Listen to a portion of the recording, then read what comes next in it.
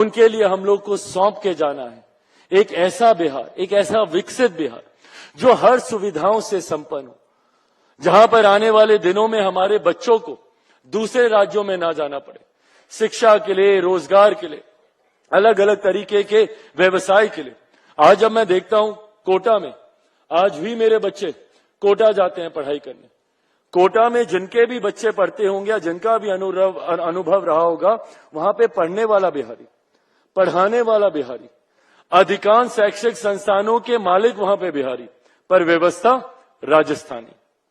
क्यों ये व्यवस्था बिहार में नहीं हो सकती, पटना में नहीं हो सकती, दरभंगा में नहीं हो सकती, भागलपुर में नहीं हो सकती? बिहार के अलग अलग जिलों में क्यों नहीं हम लोग एजुकेशनल हब्स बना सकते हैं? क्यों नहीं हम लोग ये इंफ्रास्ट्रक्चर अपने राज्य में खड़ा कर सकते हैं? क्यों नहीं अपने राज्य में हम लोग मेडिकल की वर्ल्ड क्लास फैसिलिटीज ला सकते हैं? क्यों नहीं उस तरीके का इंफ्रास्ट्रक्चर मेडिकल के क्षेत्र में हो, शिक्षा के क्षेत्र में हो, उद्योग के क्षेत्र में हो?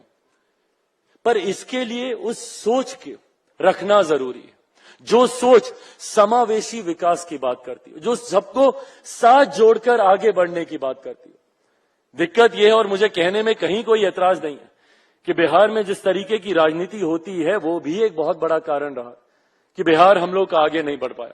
मैं खुद एक राजनीतिक दल से आता हूं, पर आज जैसा मैंने कहा, मैं दलगत राजनीति से उठकर सिर्फ बिहारी सम्मान, बिहारी अस्मिता की बात करना चाहता हूं। और बिहारी अस्मिता की बात करने के लिए समावेशी विकास की बात हम लोग को करनी होगी।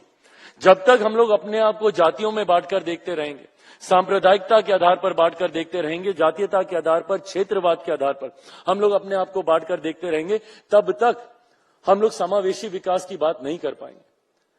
हम लोगों को अपनी पहचान से ये हटाने की जरूरत है। बिहार में आप जाइएगा, किसी से ही मिलिएगा, ये ब्राह्मण, ये भूमिहार, ये राजपूत, तो ये दलित, तो ये महादलित, तो ये पिछड़ा, ये अति पिछड़ा, आप सब हो जाते हैं, पर आप बिहारी नहीं हो पाते।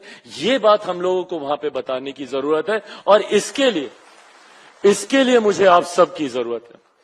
मैंने बार बार कहा, मेरे लिए सौभाग्य की बात रही, मुझे कई अलग अलग देशों में बिहारी डायस्पोरा से इंटरेक्ट करने का मुझे सौभाग्य मिला, और उसमें से कई चेहरे आज मैं यहां पर देख भी रहा हूं। आप सबका मैं धन्यवाद भी करता हूं।